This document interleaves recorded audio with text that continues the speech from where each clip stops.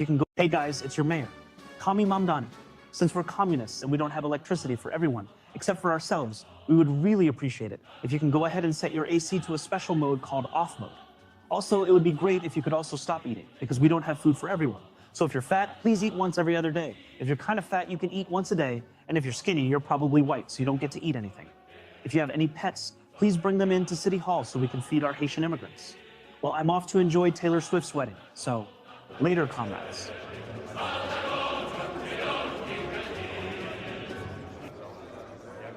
How would I destroy America if I was America's enemy?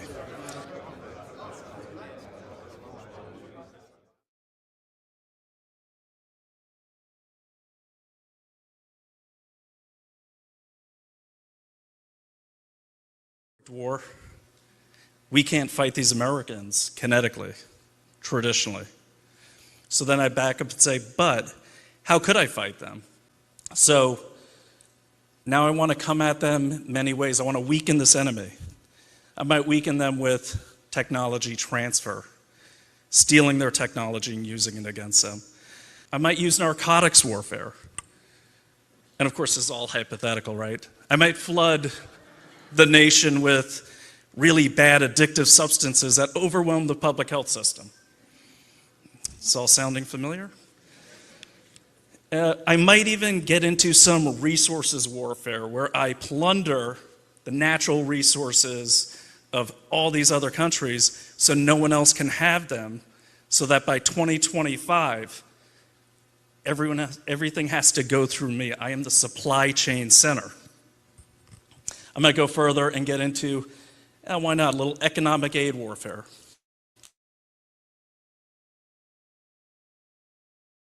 Ones that don't like America,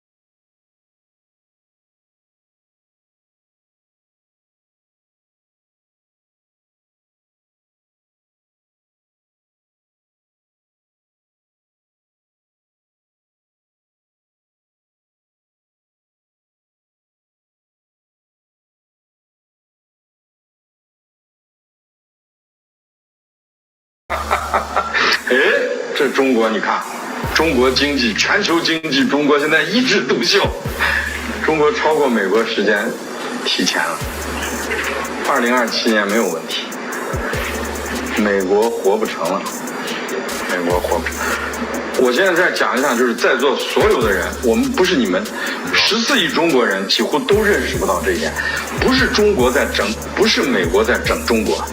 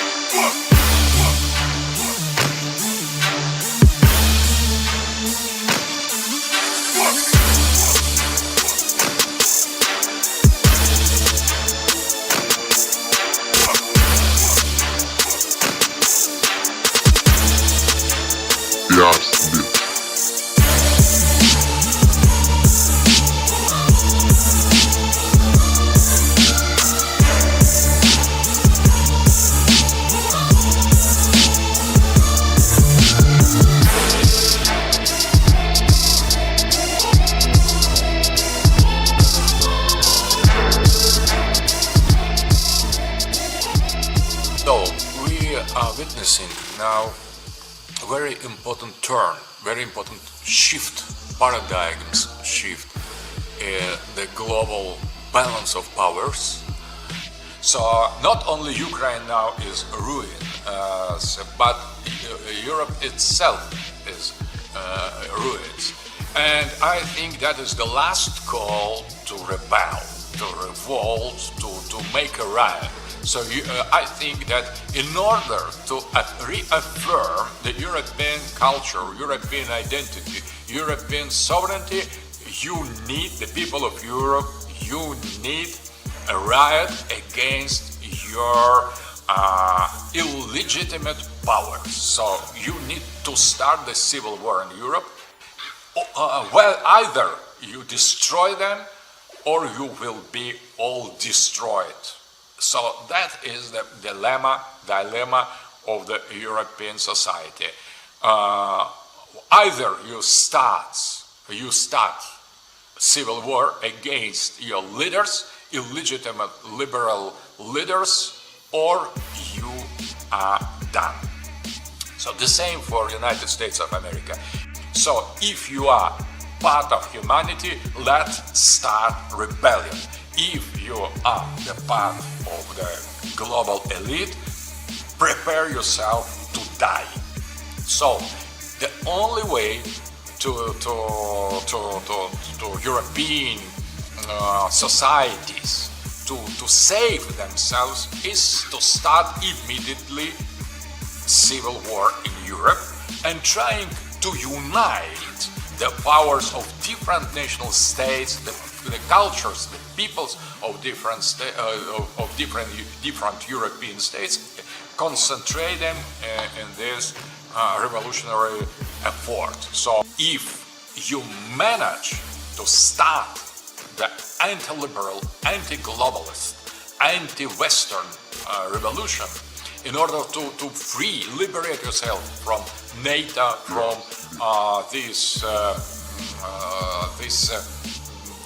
dominance of the globalist hegemony, you have the chance to become the seventh member of enlarged BRIC and to go and to transgress hegemonic situation in order to reaffirm and rebuild independent and sovereign Europe. Multipolarity in European space means a war, a civil war against a ruling. Do you see this as a shift towards a more multipolar world? We are in a multipolar world. That exists. But the United States doesn't accept that. So the United States has been all bluster and bravado and bombs. Bluster, bravado, and bombs. That's pretty much it. We're going to, yes, we're in a multipolar world, and countries should understand that and behave that way.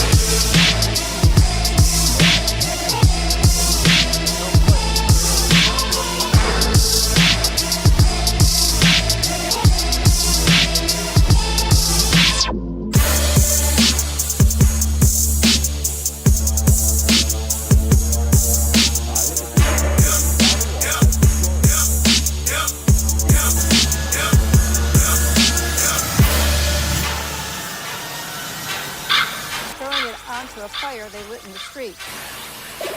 This morning, cleanup in the Pearl, the dental office is owned by an inferno.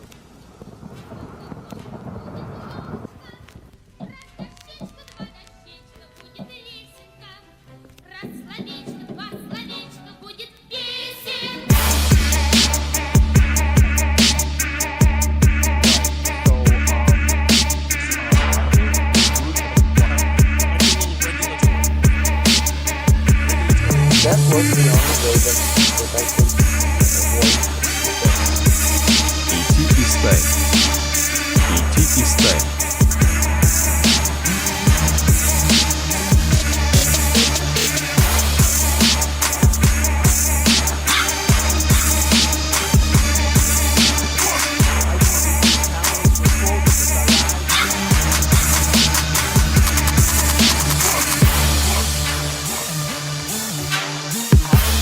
Secretary of State today, no new drop boxes.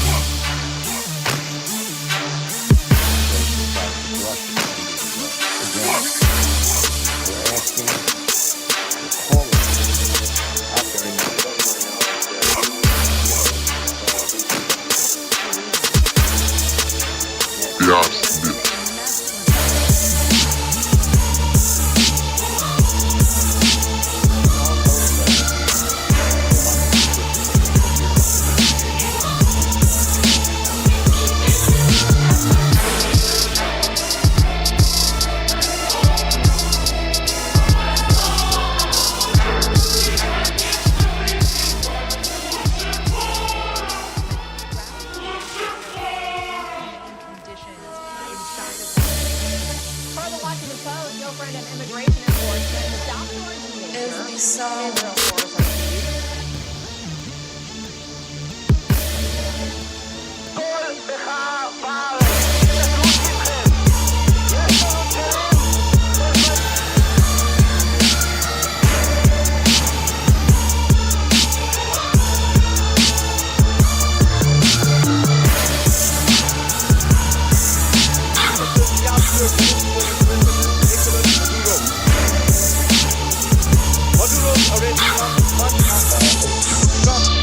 I'll wait here. How Maduro dares when horribly walking.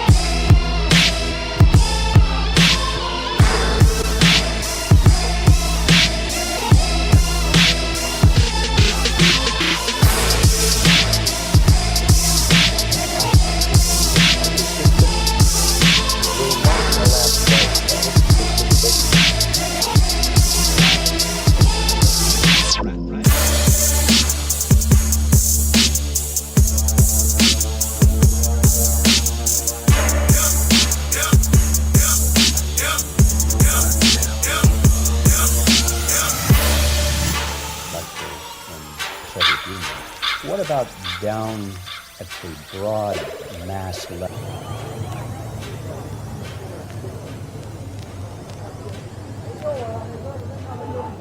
Attack on the subway. This is terrible. This is not the city I know. Detectives say a 31-year-old was stabbed in the arm and back. They're on Iran as talks have, of course, stalled there.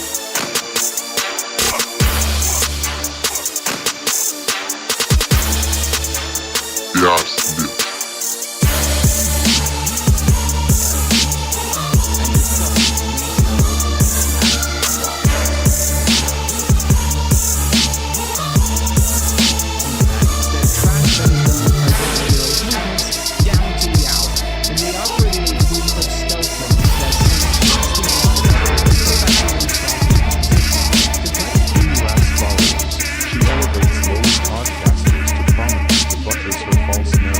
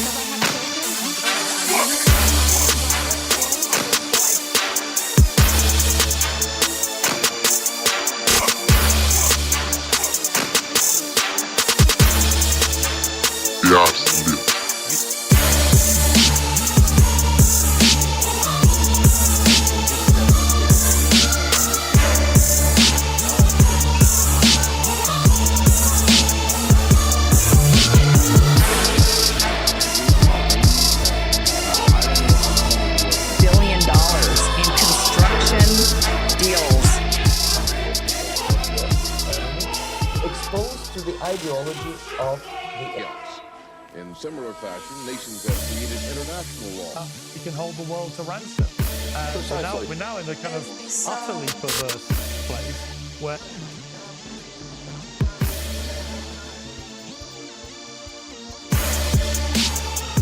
Конечно, находимся в самой настоящей войне.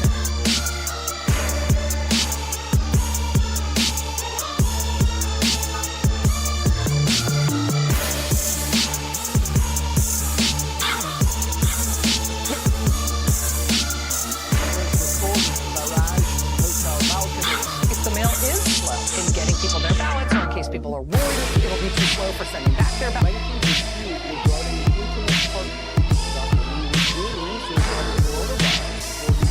And these shadows, they're cast by watchtowers along the way. This compact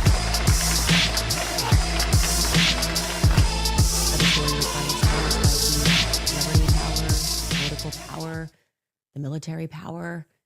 Думков, ты еще увидишь, как из-за твоей продажной глупости Анна-Лена Бербок Берлин будет гореть. Надо как-то сделать так, чтобы американские солдаты начали гибнуть. Да мы сотрем в порошок Варшаву и Вильнюс. Почему мы признаем Францию ее границу? Как я хочу посмотреть, чтобы Урсулиха фон дер Ляля корчилась куском беспилотников в глотке. Когда на сегодняшний день мы говорим, что война будет безъядерной, мы, наверное, лукавим. По количеству на душу населения, правда, Канада ее опережает, но Америка — это мировая держава по дебилу. Я сейчас требую спалить Берлин. I hope you guys realize now you won't. None of you will have it. None of you will have it. It will burn to the ground. So that's a personal level delusion. It's an institutional failure. And the backdrop is a failure of the United States to recognize a multipolar world. That's the fundamental failure. The West must be eradicated. The Western liberal globalist elite must be completely wiped off the face of the earth, or it will wipe out humanity. Once this problem is resolved, we can move on to other issues. It will burn to the ground.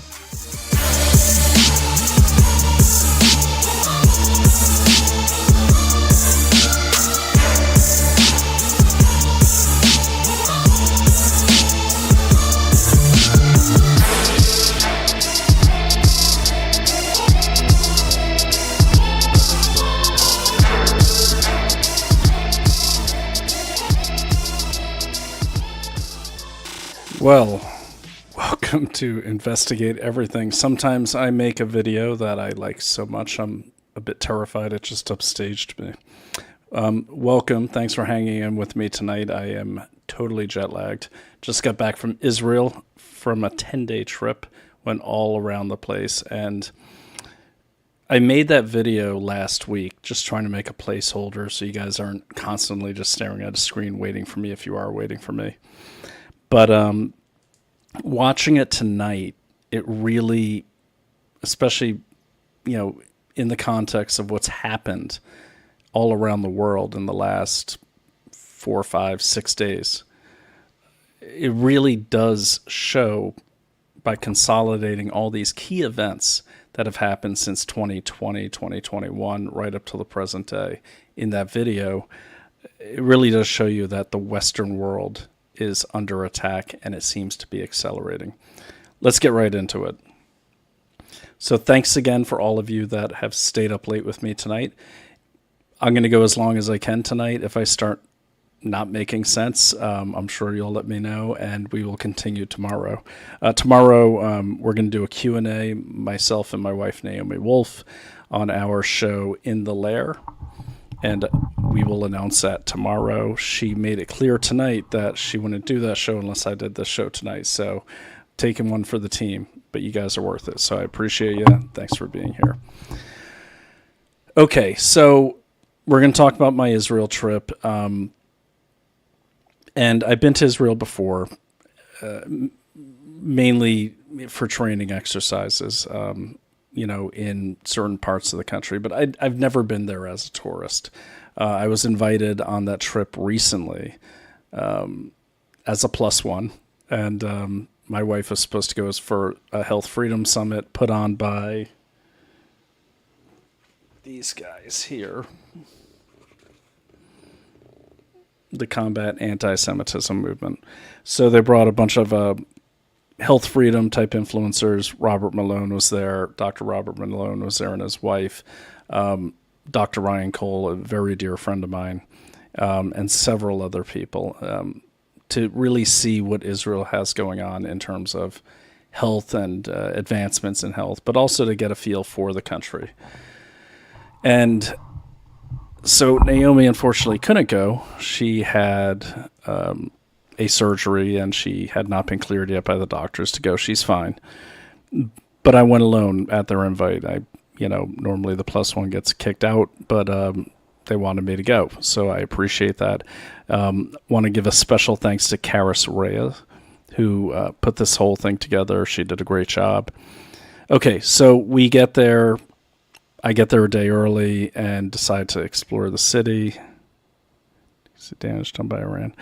Going to get to your comments in a second, but I just saw one pop up that I need to address. We will in a second. Thank you, Bill K122. Go ahead and give me a couple keywords to search up, and I'll try to answer your question because I need more context so I can address that. So we got there, and again, look, I've always been a big supporter of Israel. I've always been a big supporter of the IDF. We've worked with them for a long time. I used to be in 5th Special Forces, and that's the Special Forces group that deals with Middle East and North Africa, or MENA. And so it was nothing new to me. You don't have to sell me on Israel. I love them. I think they're great. America first, of course, but they are our ally, and they're our strongest ally in the region and most dependable ally. But it really put things in perspective, this trip. It wasn't just a tour of Jerusalem and the old city and Tel Aviv and, people in bikinis and everything, which they have a lot of.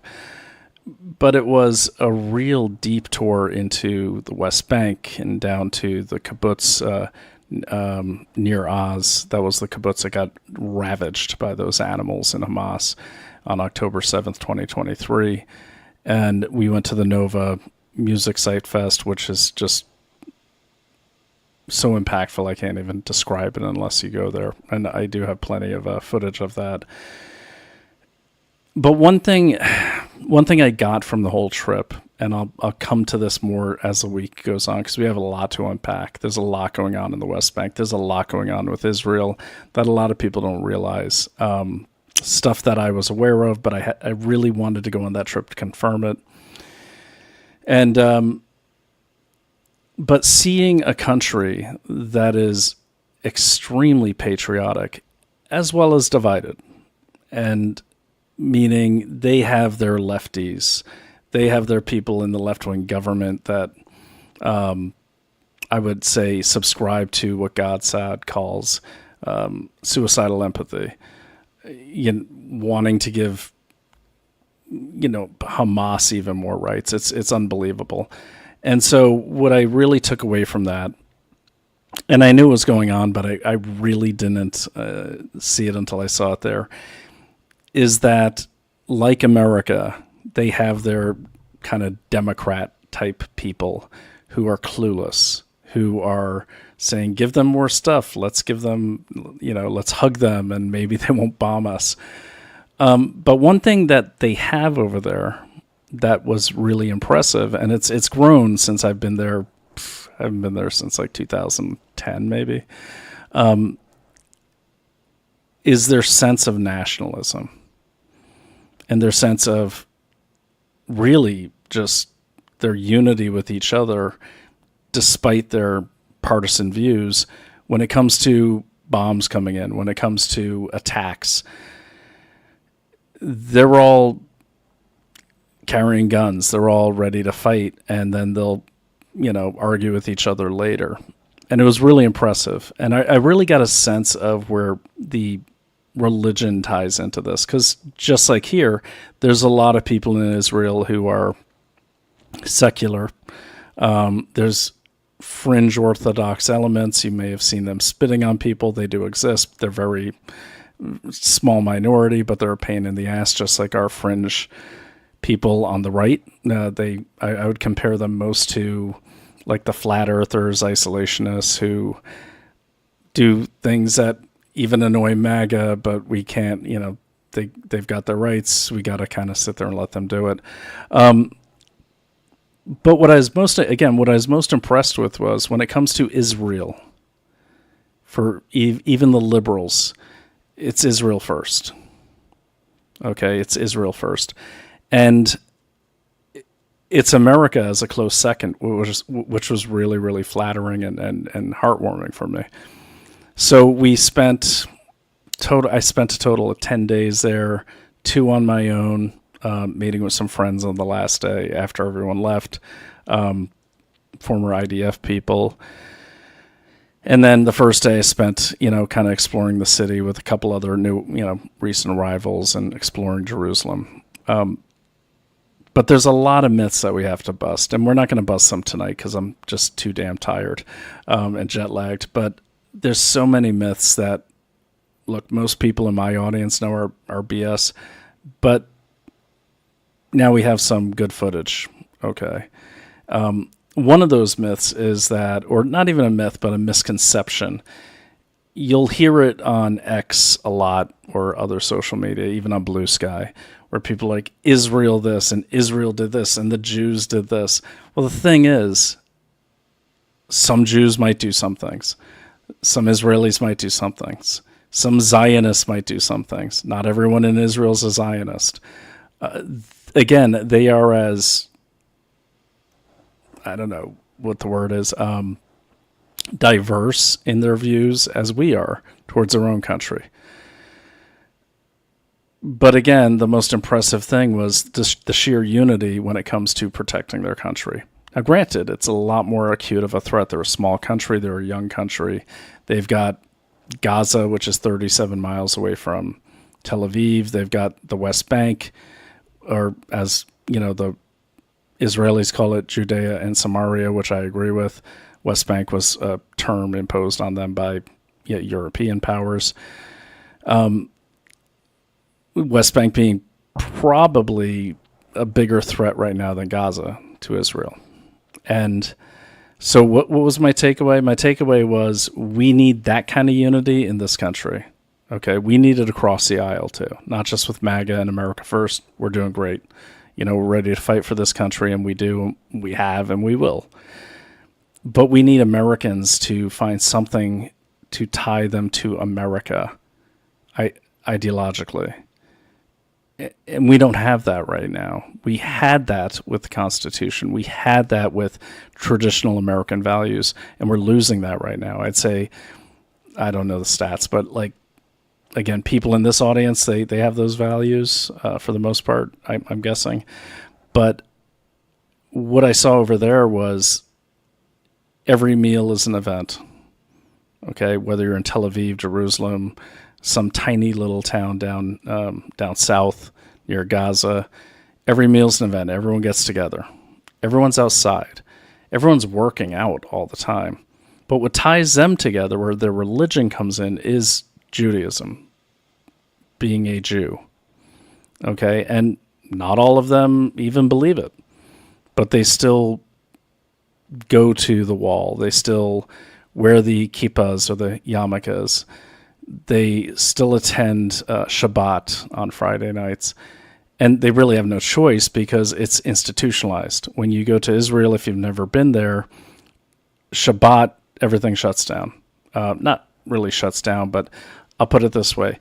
When I go back again, which will be soon, I won't make the mistake of booking to land on Shabbat. It's the wrong time to travel because when you get in late and you're hungry and you need a couple items so you don't starve to death, it's hard to get. Shabbat settings on the elevators in Israel are everywhere. That means the elevator stops at every floor automatically because during Shabbat, Jews can't work. So that means they can't press buttons, open elevators, that sort of thing, technically, unless it's to save a life.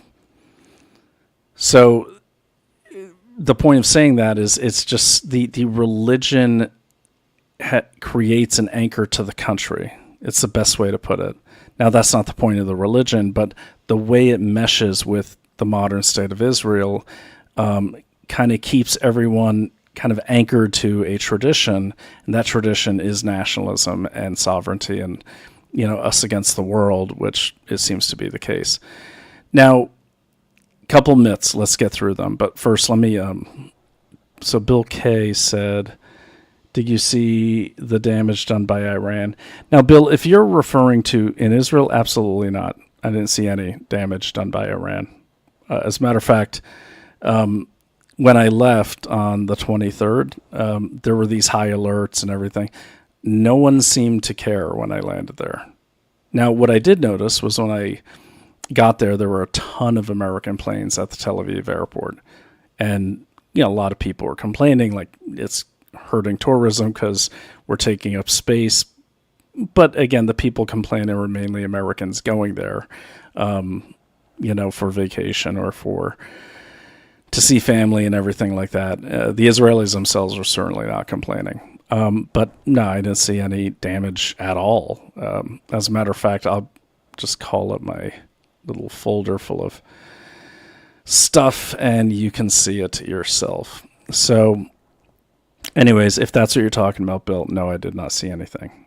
So that's one of the big things I got out of it. The other myth that I think really needs to be addressed is, and this I've known for a long time because I've been fighting. My whole military career was during the War on Terror, and before that, the people they're fighting are not sophisticated people, okay? At least in Gaza, they're not.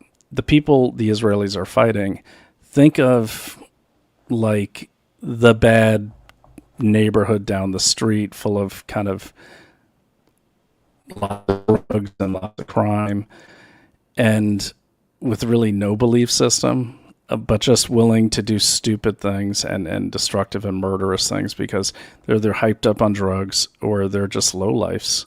And I've always said that about terrorists, whether it's terrorists in the Gaza region, whether it's terrorists in the Philippines, which I spent a lot of time there fighting the Abu Sayyaf group. Even those people knew nothing about the Quran. Most of them are between 16 and 30 years old, and most of them are strung out, just jacked up on drugs and then just strung out. So imagine that neighborhood in America. Okay, let's say, I don't want to pick on any particular group, but I grew up in Maine. There were a lot of kind of low life, neighborhoods down the street. Okay, the neighborhoods you didn't go in. And they basically, imagine those people, call them trash, if you will, and giving them AK-47s and kind of not authorizing, but justifying to them on a mass scale that it's okay to go kill and hurt those people. And that's what we saw. We especially saw it in the Nova Music Festival area, which was really horrific to see and really something. I mean, I've seen mass graves before. That's terrible. It's beyond terrible, but I guess that was more, I was part of those investigations, so it didn't really hit me, the human kind of impact. But when you see the Nova Festival and you see the faces and the family pictures put up and the signs they put up of these kind of photo albums of all the victims, and they put the signs up where the people's bodies were found. And it just, you can't believe it. I mean, these people were hunted down like dogs. So there's that. And then, some of the other problems are, that they have over there. Oh yeah. So, talking about the murderers and all that. And the thing is, the Arab Israelis, Arabs who decided to become Israeli citizens, they just want to work, and they're doing quite well, actually. They're doing as well as most Israelis. You can't really tell the difference unless you speak Arabic. I speak a rusty Arabic, so that was helpful. But they look at Hamas and they're like, get them the hell out of here. Like, they just want to work. And the best work is with the Israelis.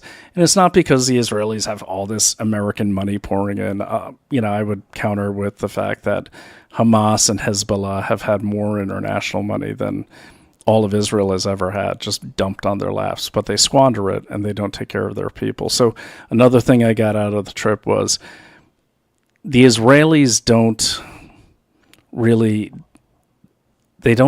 dwell on things. For instance, their economy is still moving forward. Their advancements in technology are still moving forward, despite the fact that everyone's kind of like on alert. Everyone is in the reserves. Everyone carries a gun to the hotel buffet. Really nice tricked out, assault rifles. And it's just part of life there. Every concourse at the Tel Aviv airport has a bomb shelter. It's just part of their life. But they still go to work and they still get things done. And that's what I really have always appreciated about the Israelis is they get things done. Okay. So you've seen this week a lot of anti-Israeli sentiment, even more so than usual, about how, like,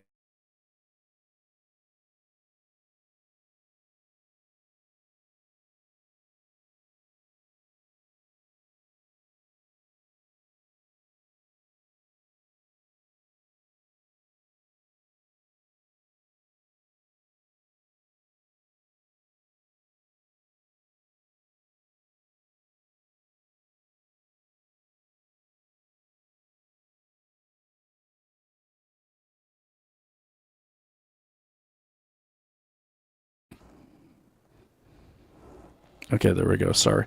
I'm in Mondami's, New York, so I guess they're rationing the internet. I had to reconnect.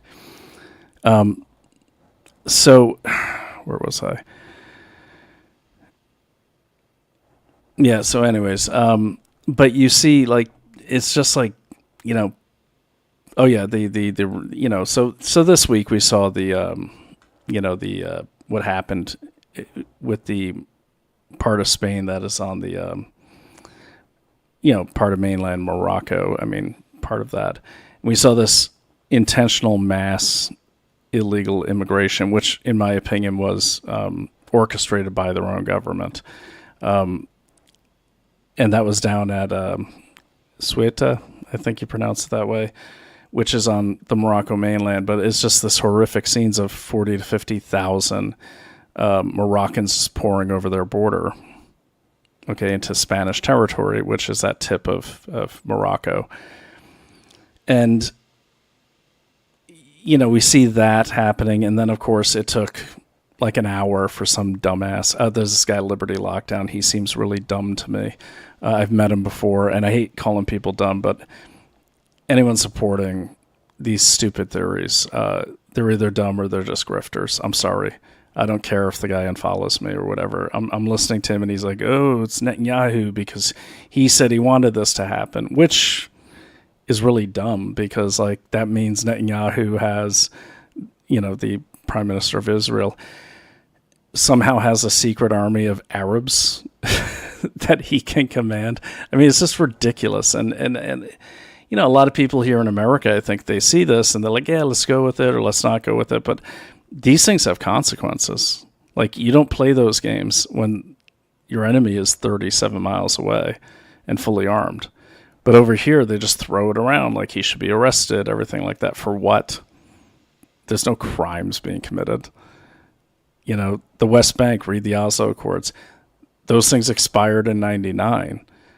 The settler things that you see, what they don't show you is a lot of those they're tearing down those settlements because they're there illegally in something called Zone C in the West Bank, which is under Israeli control by the Oslo Accords. By the EU and the National Justice or the International Justice Court, whatever. That control of the 60% of the West Bank was part of the agreement that the very same people who are hacking on the Israelis created. And the settlements that you see, the illegal settlements by Arab Bedouins, they are being funded by Oxfam and the EU. And that's not from my hosts who, look, I assume anytime I have a host from the host country, they're going to try to propagandize me. I get that. Not all propaganda is bad. Not all propaganda is fake. But of course, these are things I know because this is what we research on this show is every little detail. But I don't think a lot of Americans realize the West Bank is 60% controlled legally by the Israelis. It's not like the Israelis are going into Arab lands and kicking them off. They're going into land, and if they don't have a permit to build something, you have to take it down. That's what's really going on in the West Bank. Conversely, on the Arab side being funded by EU and God knows globalists, who knows else, they're setting up these illegal structures. They're kind of forming a ring around Israel proper, if you will. And it's quite something to see, especially up front. Huge 5-story villas that are supposed to be refugee camps. Empty buildings built just to claim that territory inside land that is not technically anyone's at this point, if you believe what the EU says, but it's neither Palestinian land nor is it Israeli land, according to the Oslo Accords. And,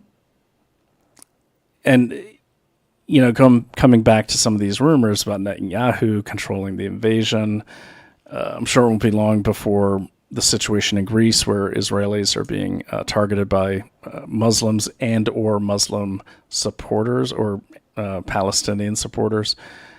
I'm sure that'll get blamed on Netanyahu too. It's really ridiculous, but it is reminiscent of the way the Nazis would blame everything on the Jews, or the Nazis would blame first everything on the communists, okay, and use that as an excuse to conduct horrific things against them. Back to Israel. What were some of the other things? Well, let's show some pictures. Why not?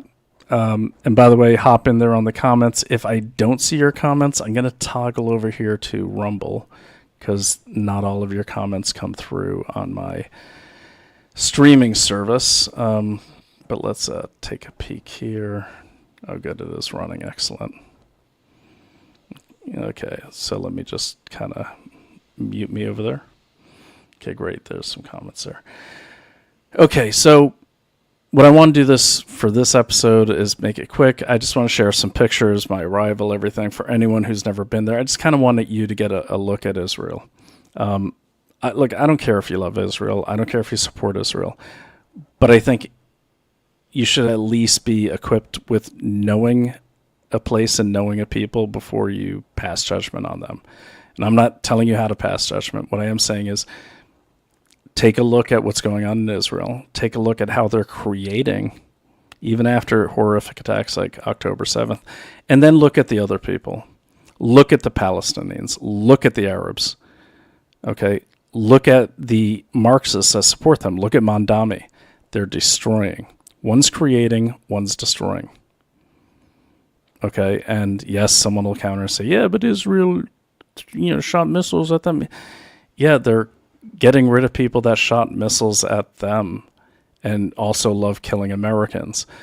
And then they build things. And then the worst part is, and this drives me crazy about the Israelis, is there's so many medical facilities that they invite Gazans and, their enemies into to get free treatment. It's just, God bless them. But I'm like, man, you guys are way, like, seriously, I don't want to judge them, but I'm like, man, that's a lot. Talk about, that's not suicidal empathy. That's more like based on something called, I think it's called a mitzvah, where you have to do good deeds for people. And that's, again, the religion is tied into the culture, is tied into the government, is tied into the way the country is run. Like, for instance, you're not allowed by law to raise pork anywhere in Israel. I had no idea. First thing I did when I got home, I ate a lot of bacon. But the thing is, it's like, I respect that because people adhere to it and they're okay with it. And I got to say, they look like they're in a lot better shape than we are. So maybe it's not a bad idea. But anyways, let's show some pictures. Let's do a little. And forgive me, I've not edited these. I'm just going to show you, like, I have these broken into like day one and stuff. But let me see if I can get these on the screen. And again, what I hope you get out of this, if you've never been to Israel, is at least know what it looks like. At least know what I got out of it. Because again, I've never been a tourist there, so this was new to me. I've never been down to the Gaza area. It's just not where we went. I've never been to Tel Aviv before. I've just been to certain places where we trained Israeli soldiers a long time ago. But let's take a peek. Let me pull up. Let me go and pull up some of these here. All right. I got to share a screen. There it is. Okay. Okay, give me a second. I'll keep talking as I figure this out in my mushy brain. Okay. All right. Okay, so I will just call these up. Okay, and there we go. I found them. All right, so like any good trip, it starts with a plane ride. So I'll show you my arm. And I hope if you're tuning into this for the first time, you're not saying, what is wrong with this guy? What's going on here? Or maybe you are, but this is how we do it here. We just kind of roll and share our thoughts, and your comments are great. And I do address, even if I don't address your comments on the show, I will address them. And in a lot of cases, just write to you. So let me get that window up here. There we go. Okay, so again, forgive the non-edited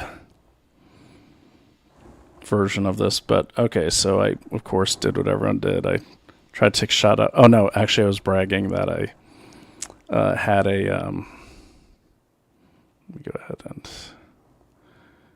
okay, so it should be, let me try this again, sorry guys. All right. We're going to try this again. So we're going to share a window, share screen, share window, share entire screen. Yeah, that should work. Okay.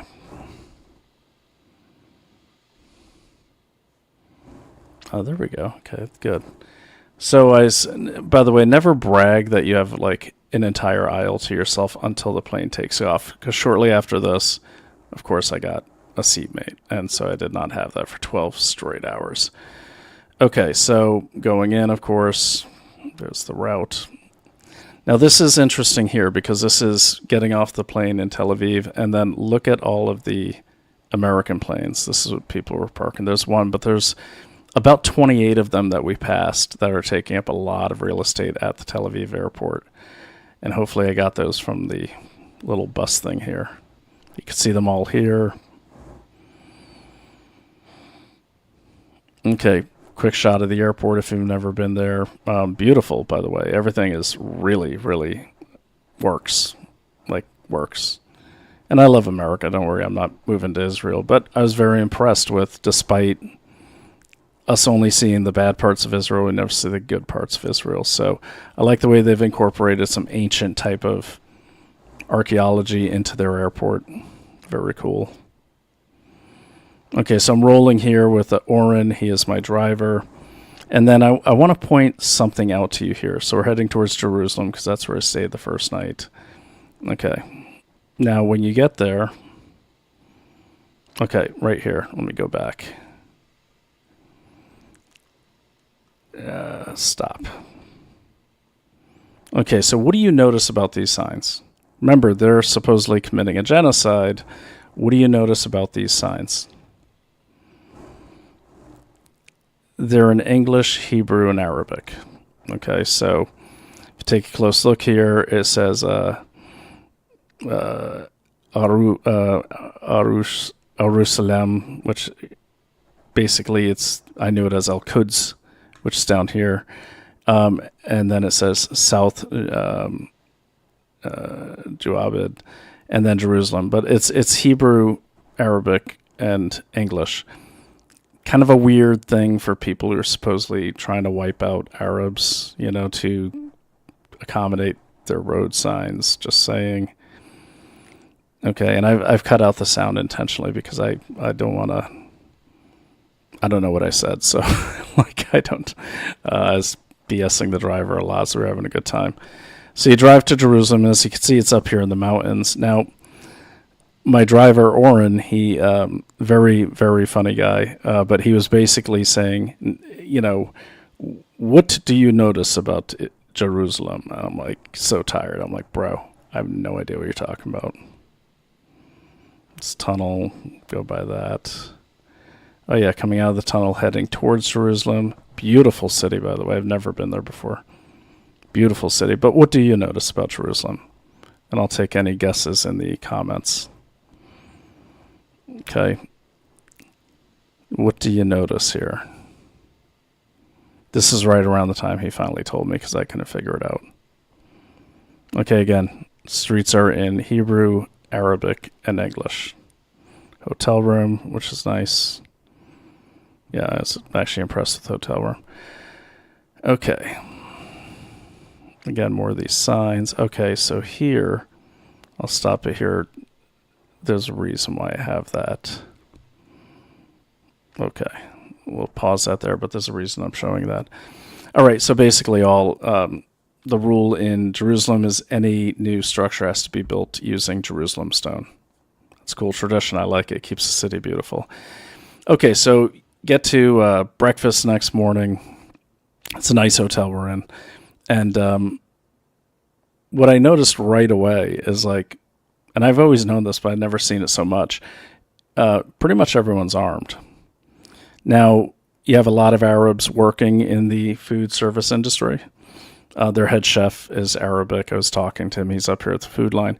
I want you to see here, not shocking. I think it's good. But just watch the scene here. Okay, you see it?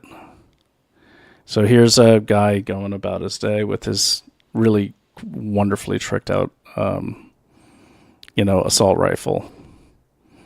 And hanging out right near the Arab chef. Okay, and this is a scene everywhere. It's just not unusual.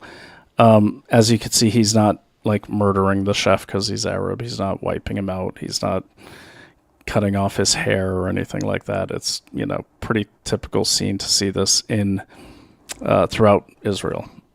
Okay, so extend this a little more. There we go. That looks better. All right, so we'll get to this in a second.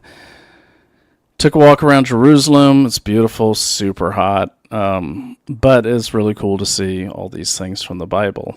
I'll just kind of click through these because they're kind of boring. I was just shooting video, and that's the old wall, hundreds, if not thousands of years old. That's going into the city. Okay. Now you can see here we're on the Jerusalem side, at the Jewish side of the city, and this is where women should cover their shoulders and just dress modestly, not wear bikinis and stuff. Nothing too orthodox here. Okay, and then you can see here again we're in the Jewish part of the city: Hebrew, Arabic, English. Okay, and then this here is the Jewish side, but we're getting into now we're in the Arabic side of shopping. So yeah, this is the Arabic side of the market, which is under the city. You can see they're selling everything, this typical street vendor stuff. This is interesting. These are kippahs sold by Arabs on the Arab side of the market. There's the Arab side and there's the Jewish side. They're not segregated, it's just the way it lands. But you can see these kippahs with Donald Trump saying fight, Lion of Judah, make America great again. Of course, they're catering to tourists, but the perception is that Donald Trump is universally popular, and he's definitely popular throughout Israel. And you see these are the best-selling items here, here, here, and here. I found that really interesting. Okay, there's the dome. I was being a little dramatic. What was that? Okay. Oh, so this is the Wailing Wall. That white thing was the kippah that they hand out there. There it is. Pretty empty in the middle of the day, just because it was like pretty early. And this thing fills up, as you'll see. There's two sides, a female, and a lot of you know this, but for those that don't, it's female side and a male side. So women go to one side, men go to the other side. And this is tradition. It's respected universally. Okay, some more of the city. This is I think they was at the Dome of the Mount. I'm not a geography guy, but this is like where the big Muslim mosque is. Here, up there is Mount of Olives, I think it's called. Okay, just really a breathtaking city. A lot of walking, though. I definitely got my miles and my steps in that day. Okay, but you know what you don't see here is, well, you barely see any crime. You're right near the West Bank here, by the way, in Jerusalem. Remember that Israel annexed the eastern side of the city, not too long ago in historical terms.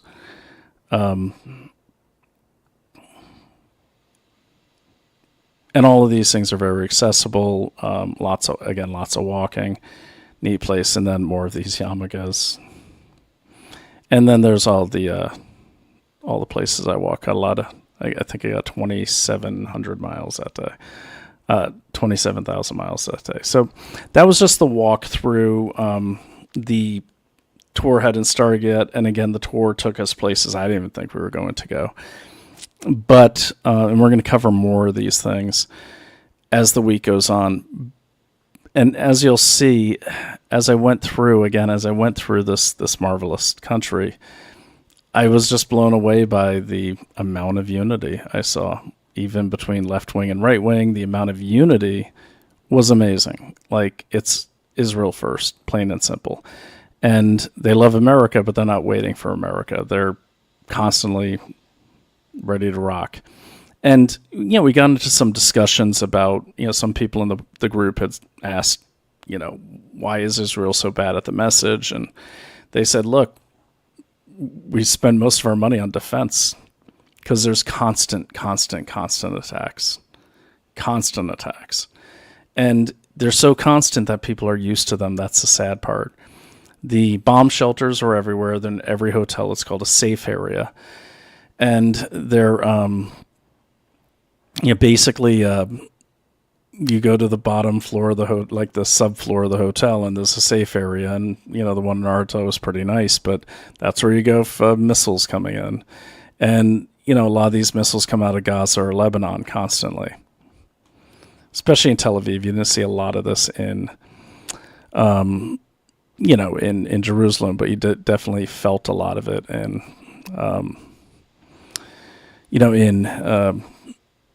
Tel Aviv. Like, first night I went to sleep, you could kind of hear the boom, boom, boom, just constantly. And then I'm going to just give you a quick peek at the kibbutz. I won't play the sound, but you'll get a look at. This is the kibbutz I was at. It's called the Nir Oz kibbutz. Now, one thing about this kibbutz, most people there, even though they had firearms, were not really ready for this. A lot of these people, they're not like militant, hardcore, types. These kind of reminded me, the people that were there, just from other videos I saw. It's kind of like, not hippies, but like Northern California, like farmer types. Kind of a communal setting, kind of socialist in nature. Everything's shared, but it works down there. The only difference between them and socialism is you can leave with no penalty. But I do want to give you a walk through this because, and let's see what we have here. And I won't play the sound. We'll do that later this week, but let me share the screen. I just want to get a look at what we're looking at first. Okay. All right. So I'm going to mute the sound just because it's just bad sound. So, and just now, before I go too far, I want to show you that this kibbutz, their main thing was like growing like agriculture. And having birthday parties and big on the kids and all that. And so I don't have the map up, unfortunately, but that's okay. Let me see if I can pull it up. It doesn't matter. Basically, it's about 1.5 miles away from the Gaza border. So let's take a walk through it.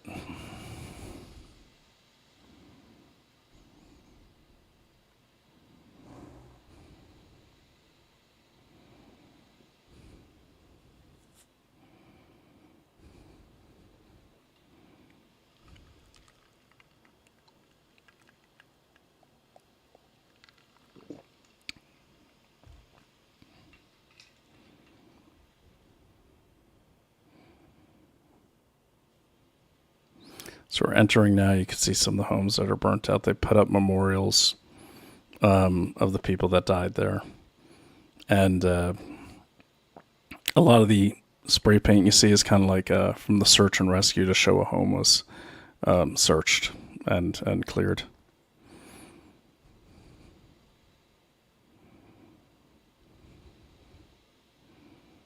Okay, so we'll do the next one.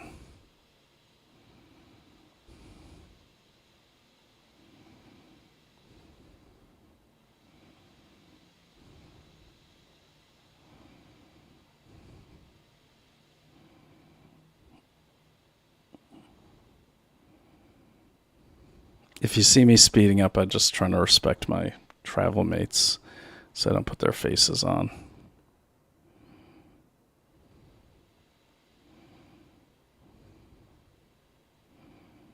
So you can see this is just devastated, absolutely devastated. Most of these people, I'll play a video later this week that I found where they strung all their texts together. Most of these people, let me get through here. Just because I am, again, trying to respect people's privacy. And I'll edit those out later, but...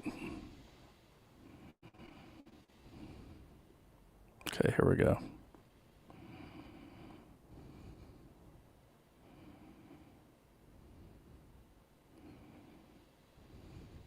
So a lot of people who are morons, they're like, oh, this is a false flag, it didn't happen. Well, if it's a false flag and it didn't happen, this is the most committed false flag I've ever seen. It's the family that lived there.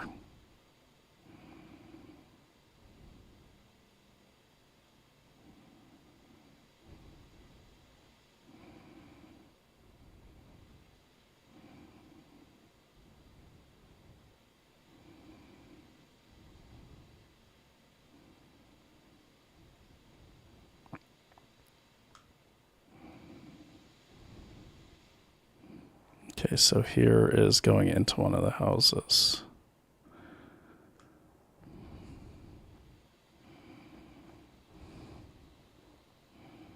Let me speed that up to... Okay, and you can see everything's riddled with bullet holes. I'm kind of speeding this up because, again, people's privacy, but... Now, what happened here in a lot of these safe rooms is they just lit the whole house on fire and doused it with gasoline. That's what you see all the burning there.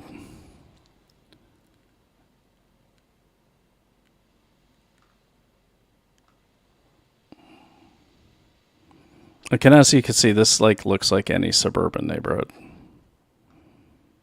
Okay, you got your... And some of this construction stuff you see, they're actually rebuilding. Impressive, because I can't imagine wanting to go back, but they are just speeding through it here. Now, these are some of the people that fought back. They're, put up there like heroes. That's where they died.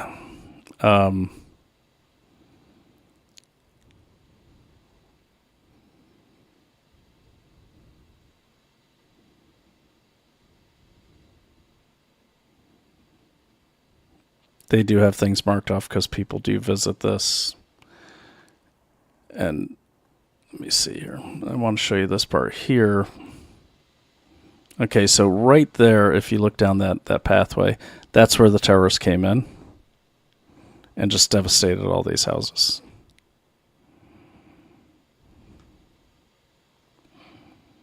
There we go.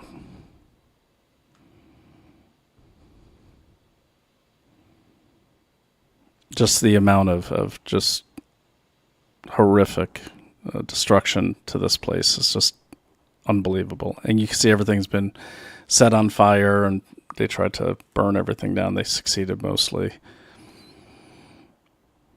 So most of this stuff has been left in place. It's been investigated, has been propped. They just kind of left things the way they are, and eventually these things will be removed. But because they need to preserve as much as they can, so that way the international courts don't say it didn't happen. That's why these things remain in place. And like anything, like any massacre against the Jewish people, they want people to remember, because these things can happen to anyone. These could happen in America if we get like some of those Texas migrant facilities. That's a car from someone that works there. But, you know, can you imagine if some of these Muslim centers go up, you know, in the middle of town, and they're housed with these people that conducted this attack? They could be attacking rural America, or suburban America for that matter. All right, so here, it's one of the watchtowers. Now, over there in the distance, that's a map of the whole kibbutz. And don't worry, I'll edit these up and put them on, you know, so you can watch them. Okay, so here, this is the area that the terrorists came in. They came across this field. In the distance, there is Gaza. Okay, so came across a motorbike. It's about 6:30 in the morning, I believe. And we're sitting here having lunch, and this lady's, yeah, look at this. So that's Gaza right over there. It just came right through here. This is very similar to Northern California, if you've been out to wine country. Very huge tracts of land. Large, I mean, they're more patrolled now, obviously, but you could see where it wouldn't take much to just come across that field. And they're used to doing trade too. Like, there is trade, you know, and they do have Arab workers, or they had. I can imagine anyone that was up early that morning probably thought, okay, some kids on motorbikes or something. This lady here is out there all alone, like serving wine and all this. So, and she's staying there. Okay, so let me see if I got any more of these. That's my ugly face you're about to see. Yep, sorry about that. Don't know what that was. Okay, so we won't get into too much of this. I'm going to do this week. This is a survivor of we went down further down the road to the Nova Fest. This is one of the survivors. He,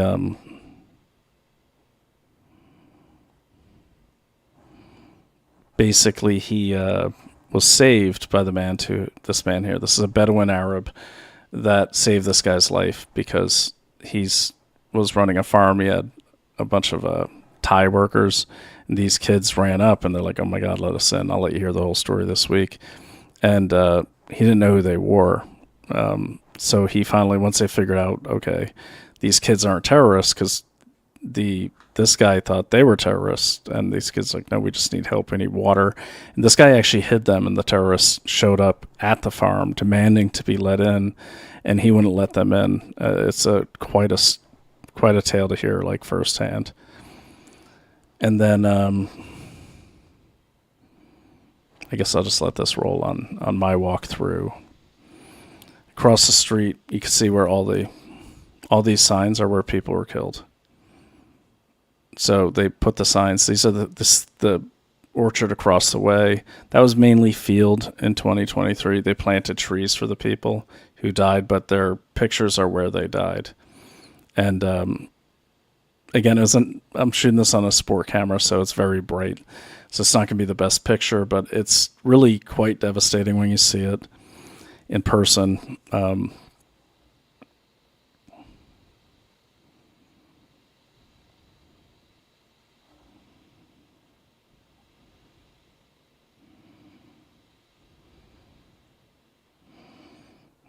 Okay, and then here.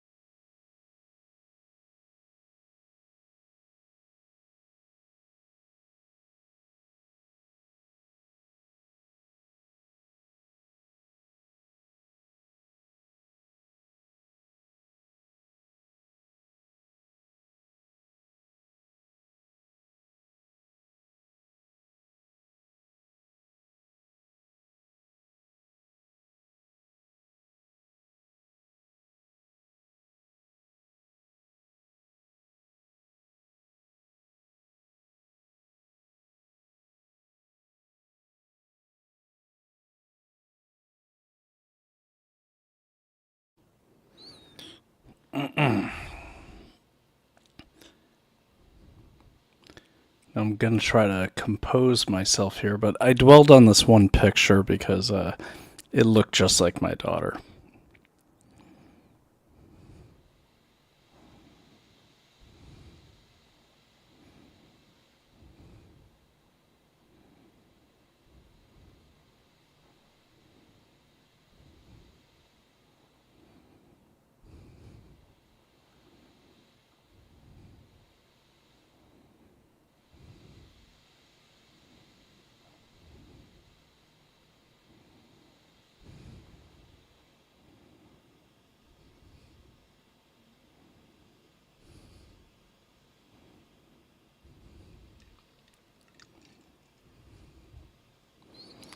Over here to the left, that's a bomb shelter. What they did is they dumped gasoline into the bomb shelters because people didn't know if it was a bombing or whatever. They're hiding in there, and they just lit it on fire.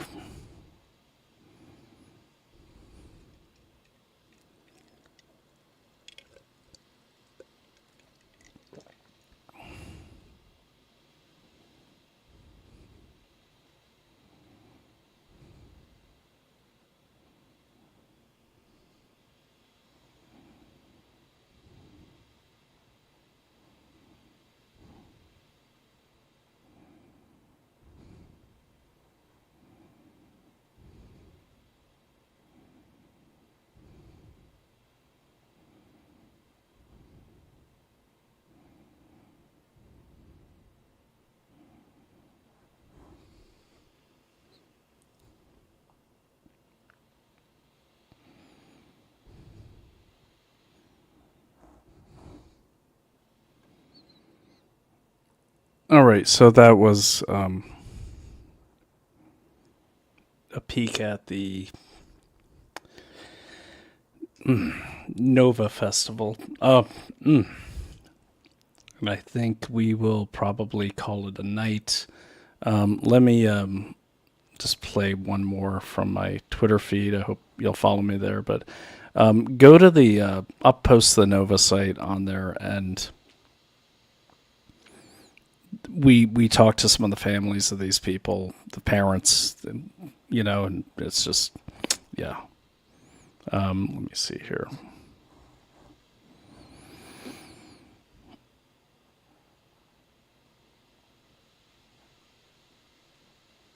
And so that's, that's what we got, and it's,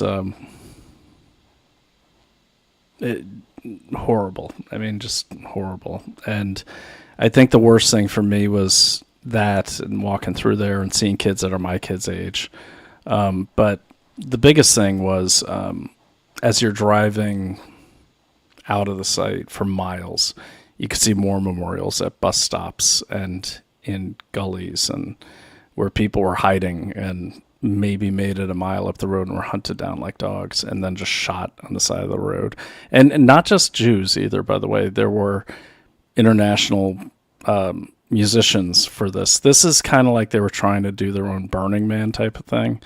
They call it, you may have heard the term trans festival. It's not a like trans LGBTQ trans. Trans is a type of music. That's what they call it. It's the same thing we would call techno. It's a big thing over there, and that's what the trans festival is. So if you hear that, they're not talking about like LGBTQ stuff. What they're talking about is the type of music that they're playing. Damn it.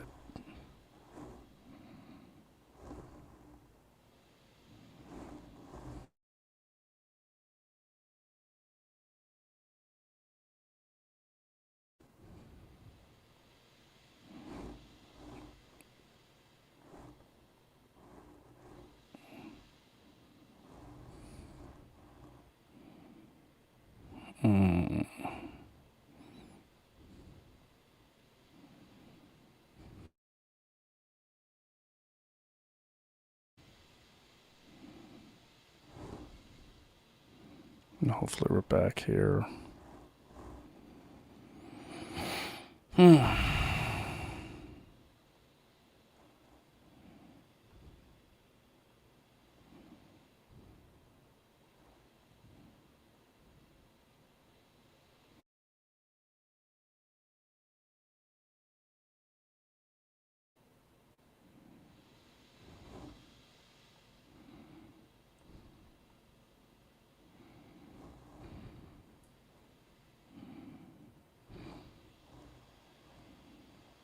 Looks like we're coming back online. There we go. Okay, good.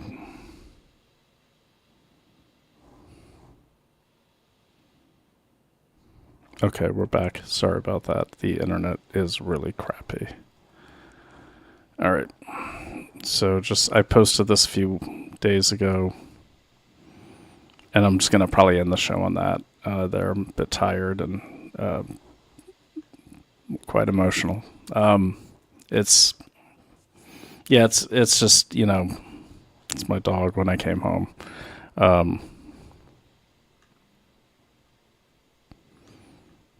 glad they're killing a lot of these people that carry this out. These are the guys that kidnapped this girl and raped her. They're all dead. Good. Funny. It's the airport here. You can find these on my X feed. Prayer rooms for Muslims at the Ben Gurion airport. I said, apparently Israel is bad at genociding. Maybe they confuse the word with accommodating. It's actually a compliment to their humanity, in my opinion.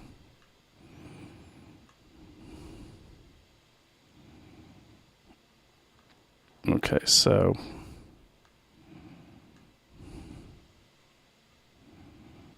give me a second. Yeah, this is a scene here from that Nova Festival where they just shot all the people that were hiding in the toilets.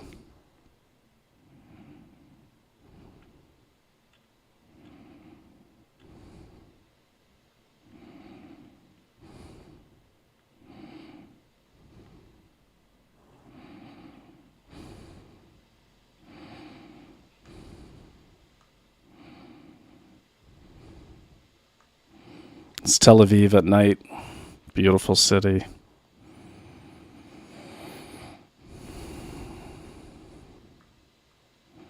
And we'll get there in just a second. Rupa, she was one of our people that went there with us. She shot the same videos.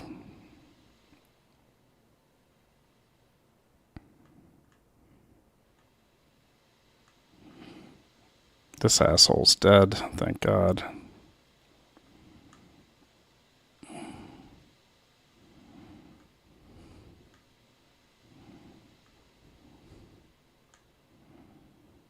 Follow this guy, this Terrence Tendaye. He's from Nigeria. We're good friends.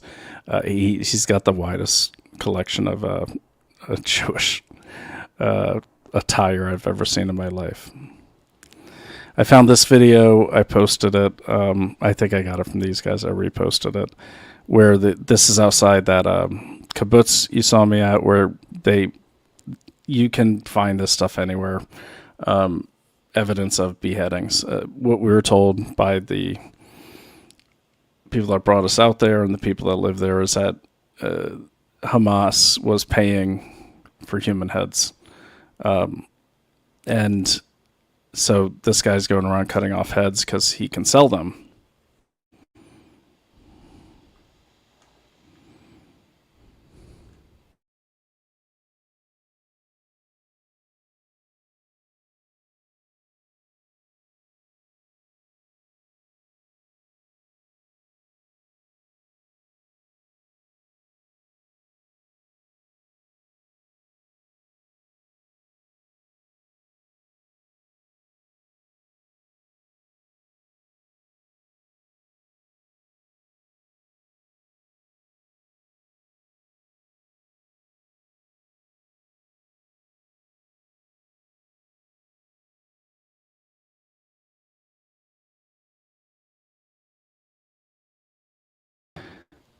This is where we were at. You can see my little dot there. I'd go to the site, check out their stories, especially if you have to talk some humanity into people that, talk so blatantly about, oh, this is false flag and all that. They're freaking morons. Okay, and I'll land this plane in a second, but... And there's more footage there. And this is a better view of those trees I was showing. So they planted trees, but this is across. These are the people that were trying to run.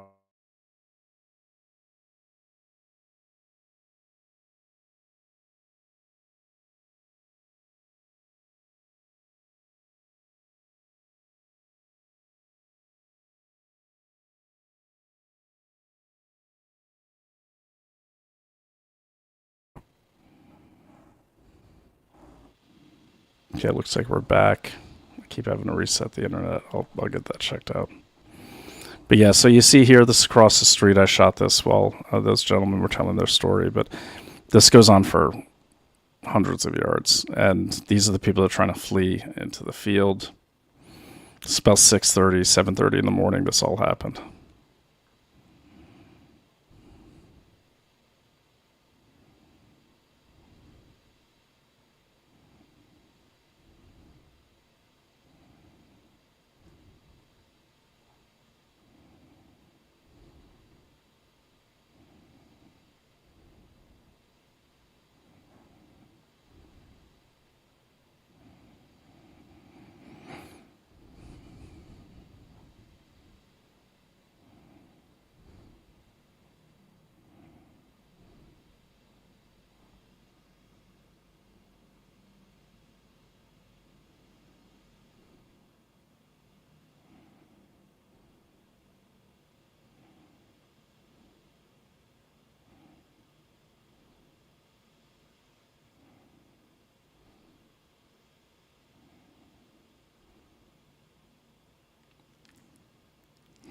And, the real big takeaway I got from this area is that it was fish in a barrel. I mean, they just came at them from all sides. These are unarmed, concert goers, mainly 18 to 30 years old.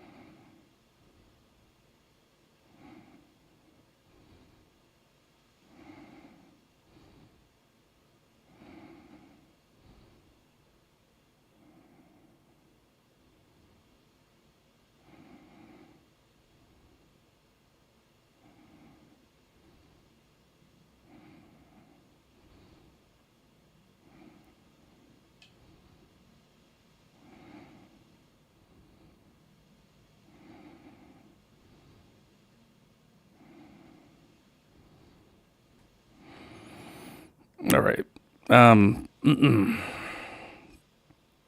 So that's it, I think, for tonight. I just wanted to give you an overview of everything out there. I'll leave you on a more positive note. I will say this. What I appreciate about the Israelis, they had a mass murder of their civilians who did nothing to anyone. Okay? You may have seen some soldiers in those pictures. Everyone in Israel serves 2 years in the military, men and women. Okay, so in some cases the picture is that, but it's what I appreciate about the Israelis. They don't care if we support them going after Hamas or not.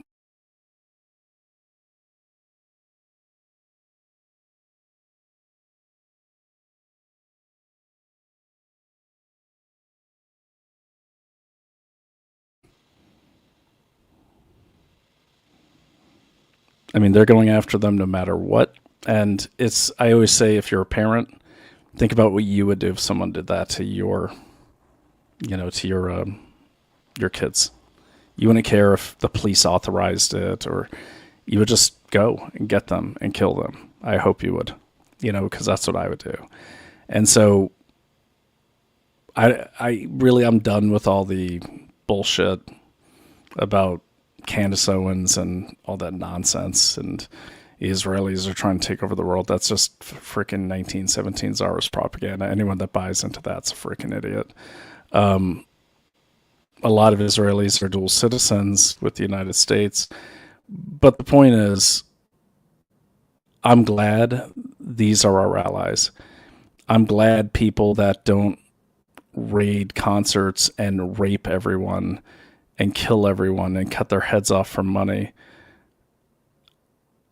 I don't want those people near me. I want to be allies with the people that bring justice to those families. I want to go after the people that, after the destruction, they rebuild.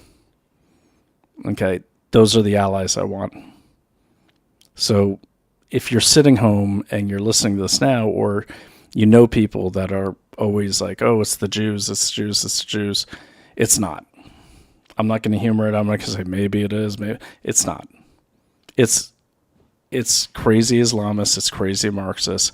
It's enemies of humanity. And the enemies of humanity are not the United States and the Israelis. It's people like Hamas. The PA, which used to be the PLO, Hezbollah, the Iranian regime, the CCP, okay, Maduro and his regime, the black wasps of Cuba, who are now terrorizing the streets of Venezuela.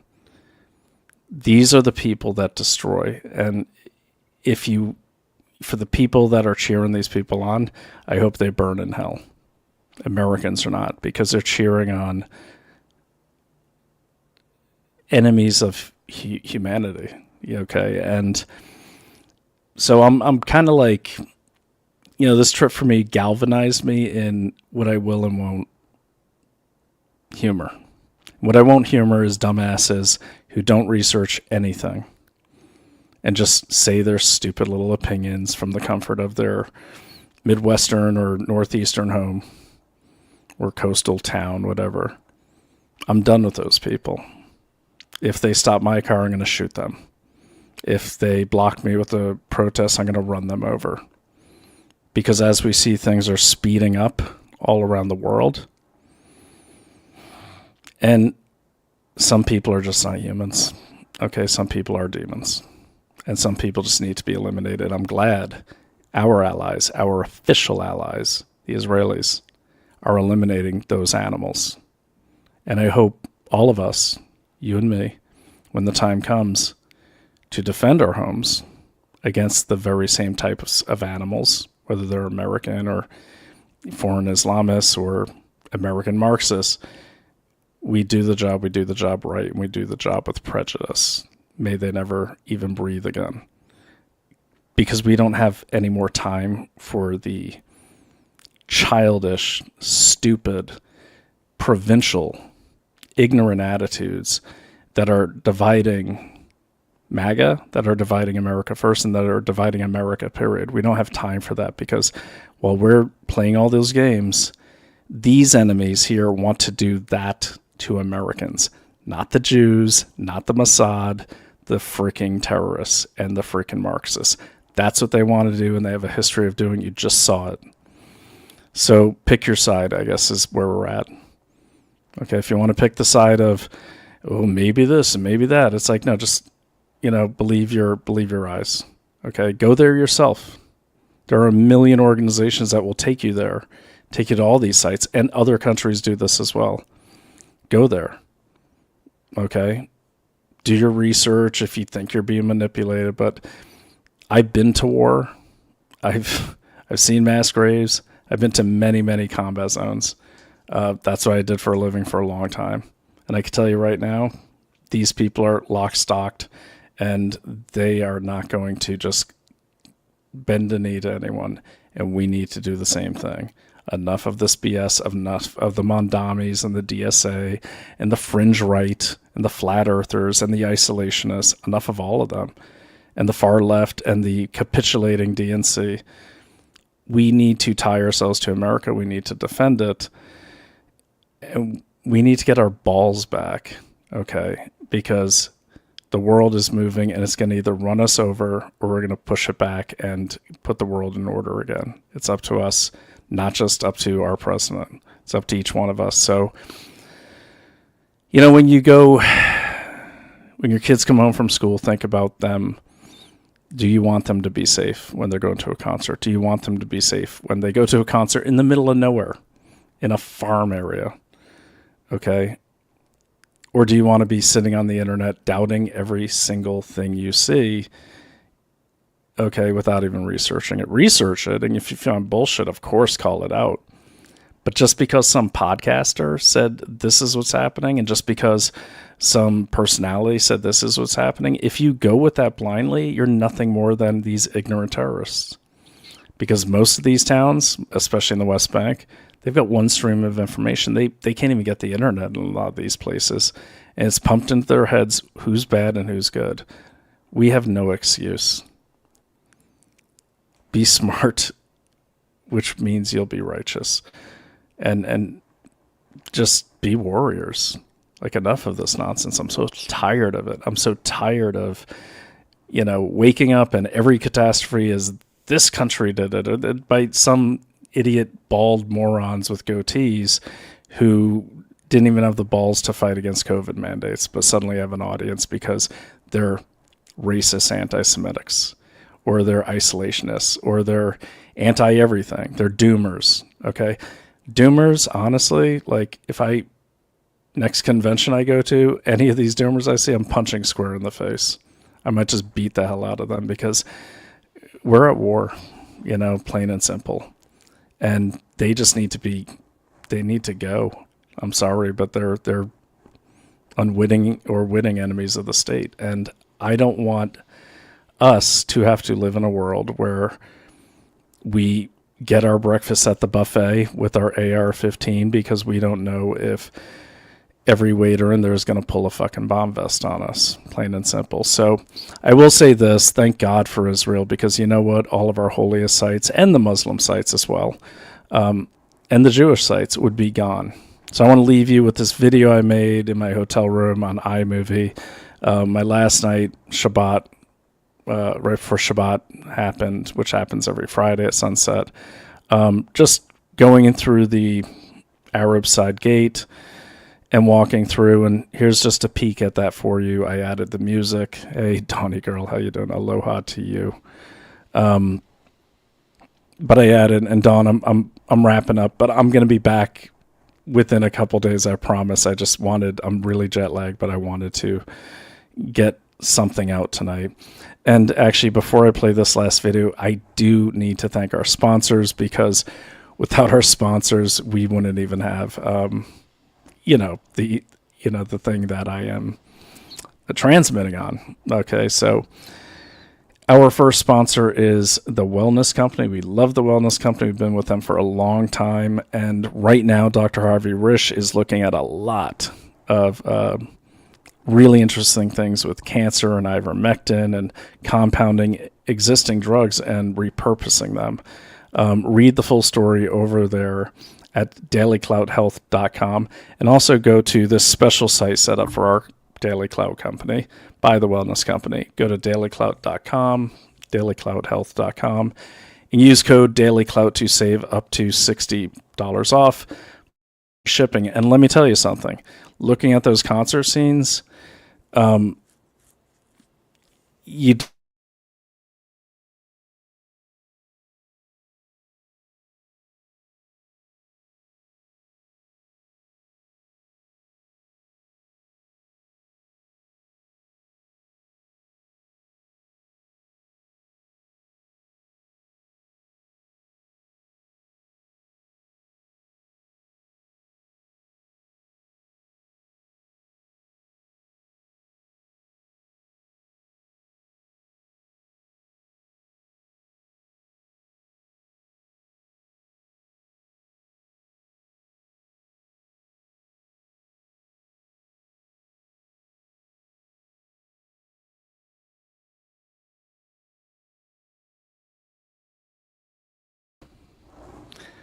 Okay, I swear to God, if I have to reset this internet one more time, I'm going to lose my mind.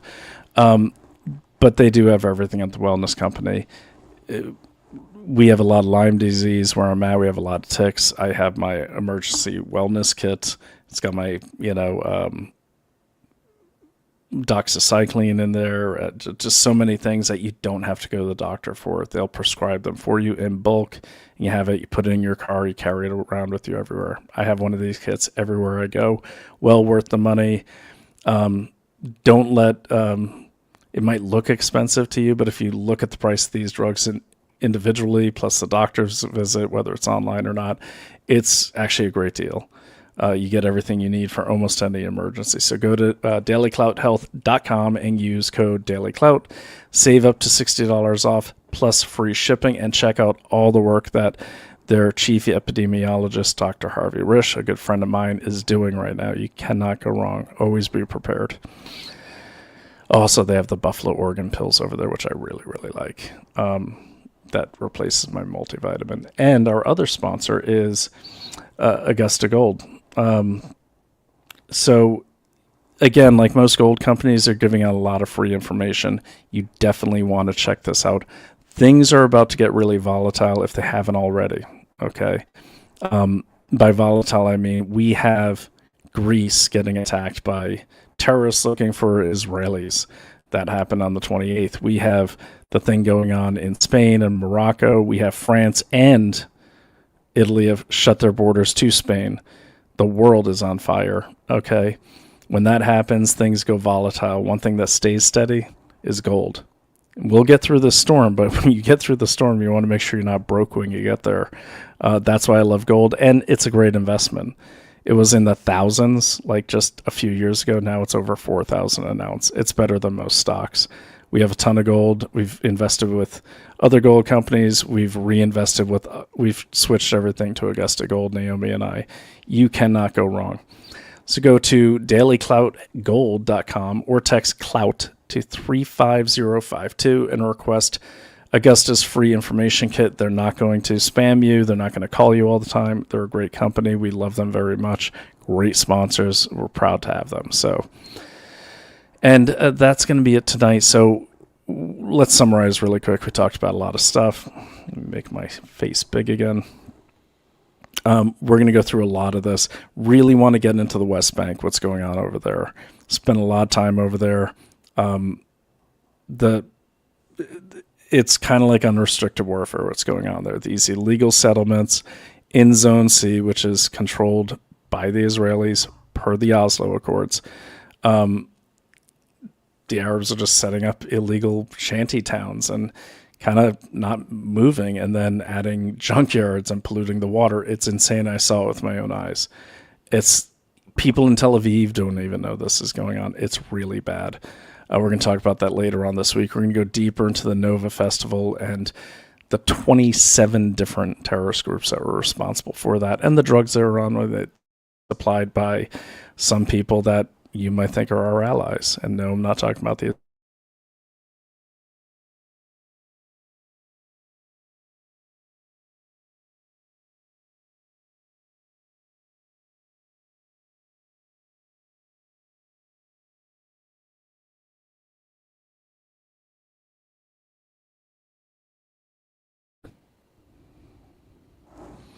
Yeah, the internet sucks. Welcome to New York City. What can I say? It's communist internet. I think I get like so many bits a minute apparently. So anyways, yeah, check them out. Go to dailycloutgold.com or text CLOUT to 35052. You won't be sorry. It's free information. They're not going to spam you. Definitely pick it up and let them know we sent you. So, all right, guys, so what we learned tonight, we learned that basically, Israel's under a constant state of attack. I was floored by the amount of bomb shelters, more so than what I remember.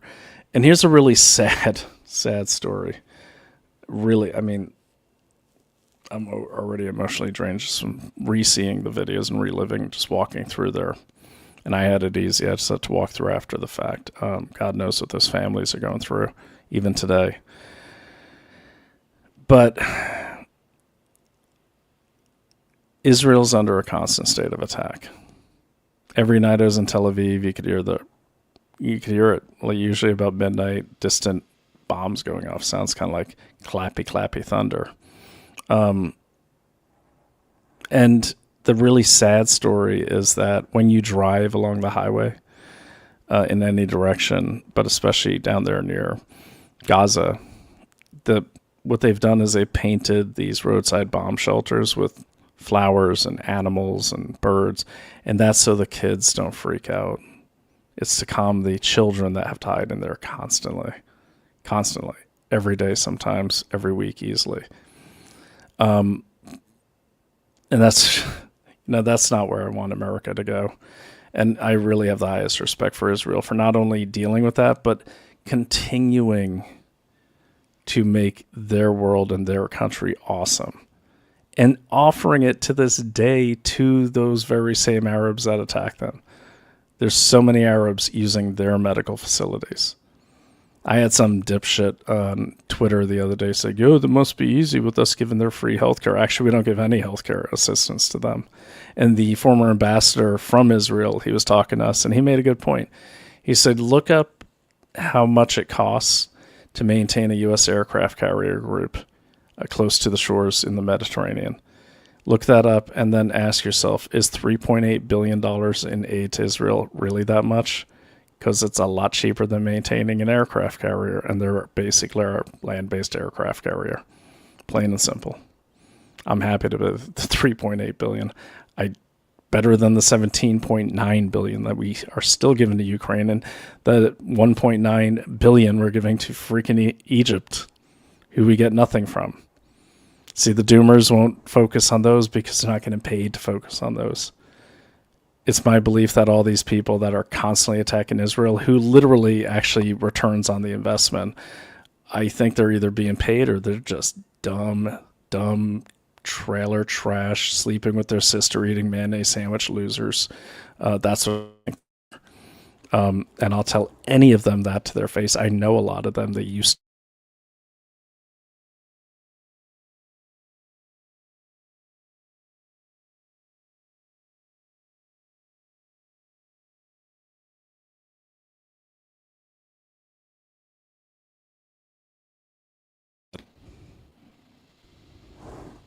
It's unbelievable, this internet. It only happens after 10 o'clock at night. I don't know what's going on. Maybe one of the audience can look into that. Anyways, FYI, my Don Girl account got nuked by X. Really? Huh. I'm sorry to hear that. Send me your new one. We'll definitely follow you. And anyone who was attending the show tonight, please, if you want, I'm going to have way more information, way more organized tonight. It's just that it's been like 2 weeks and I felt like I needed to get on the mic and talk to you. I have a lot of more articulate insights to share with you. But just, like I always say, investigate everything. That's why the show is called that. If someone says something, it's really easy. It's really easy. I mean, what's great is like Grok makes it easy. You can literally, if you don't know how to do this, I will show you. You just go here. Okay, and let's say you click on this one here. You see the little Grok symbol? Explain this post. Explain it. And it'll explain it, and then you could ask follow-on questions. Is this true? Is this happening? Did this happen? When did this happen? Don't if you get emotional and you don't research and you're reacting to something, pump the brakes. Don't become a dumbass. There's enough dumbasses out there. Sadly, a lot of them are on Rumble. People we used to call our friends and allies. They were never our allies. They're just grifters, losers, and ignorant idiots. Okay? All of them. Candace Owens, Jimmy Dore, Kim Iverson. She's a freaking waste of space. Marxist loser. Her real name's Kim Rasher, by the way. She tried to hide that, but I found out. Married to a rich lawyer in LA. But all of them, they're not America first. They don't care about you. Candace doesn't care about you. You know that. None of these people, they just care about themselves. Look at this Liberty Lockdown dude. The thing pinned to his freaking profile is his YouTube award. What a sad, sad life that's the highlight of your life is your YouTube award. Give me a break. Me, I'd rather just get things done, fight the right people, and live with some clarity and transparency in my life, and hopefully we share it with each other. And I could go to sleep at night and say, hey, you know what? I don't have a giant podcast. I don't care. But if I'm showing one person how to do this right, that's good enough for me. That's all I care about. Again, this is not how I make my money. I do this for free, actually. It's my wife's site. She owns Daily Clout. I do this because I want to share everything I find out with you, whether that's through Substack, but mainly through video because I'm lazy when it comes to writing. And hopefully it's helpful. And I love all the stuff you share with me. Anyways, so I'm going to leave you guys on that. I'm going to play it out with my tweet I was talking about. Glad all these assholes are dead. What's going on here? Oh, jeez. Yeah.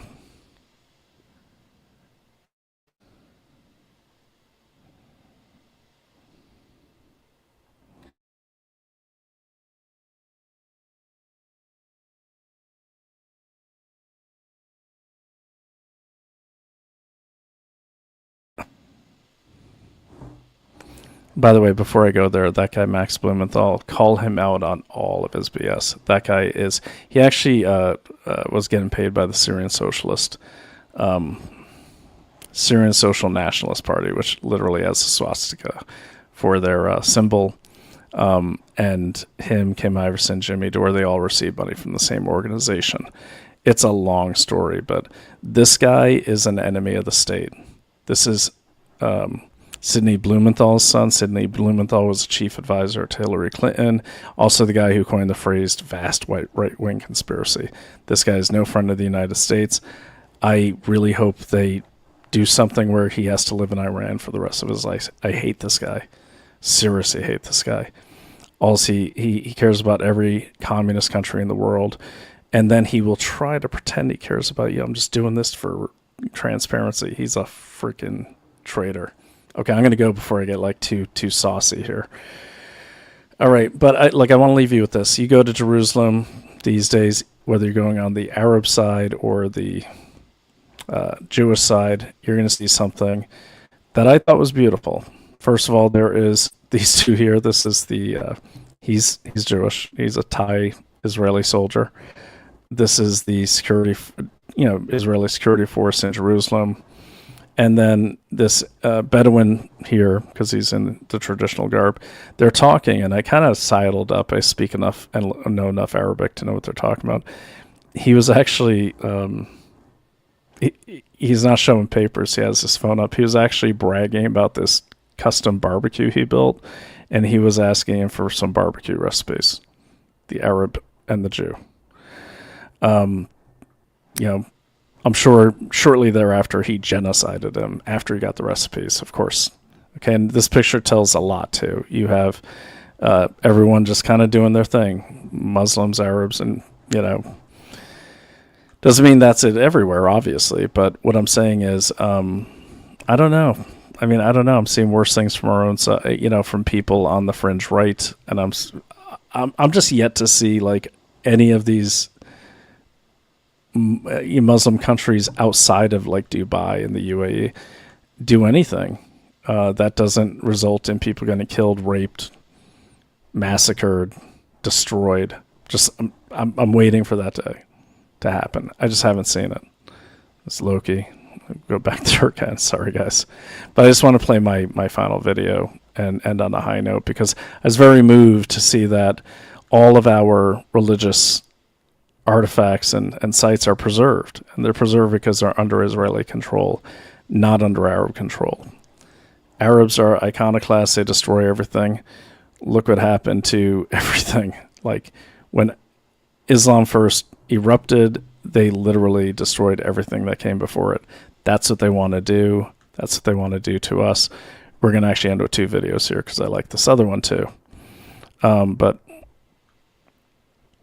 we will do mine. Oh, and I got to show you this. I was at the airport the other night. I had to shoot this video. I had this behind a paywall, but it says, last night at Ben Gurion Airport, Tel Aviv, I witnessed an Israeli airport security officer terrorizing children and an Arab teen. The footage is shocking. They're playing soccer.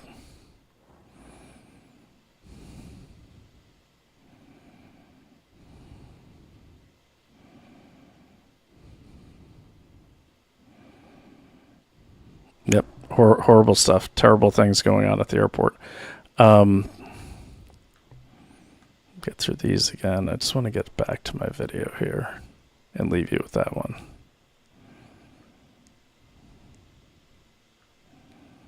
Great trip, though. I recommend it for anyone, man. Go to Israel.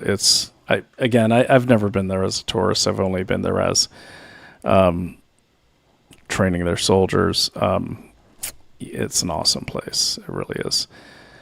All right, so I'm going to leave you on this note. This is just last Friday. I shot all this video myself, and I just saw what I came out with. I find this really moving, regardless of what religion you are, if you're any religion. But there's an energy here, and it's shared by everyone there. Okay, it's shared by everyone there. But this takes us through the city to the Wailing Wall, and at the end of this, I'm going to call it a night. So good night, everyone. Dawny Girl, great to see you. Bill K, thanks for showing up. And all the rest of you I couldn't get to. That's a big crowd for this late at night, couple thousand. But yeah, I just thought I'd share this. I had a moment, so I thought I'd share it with you. I added the music underneath using GarageBand, but you could hear some of the beautiful music coming in. I don't know who was singing. It was gorgeous. It sounded like angels, but you'll hear it. So I'm going to leave you on this, and you guys have a great night. I will see you this week, if not tomorrow, the next night, because we're doing videos all week. Okay? Love you guys. Thanks for showing up, and I will talk to you soon.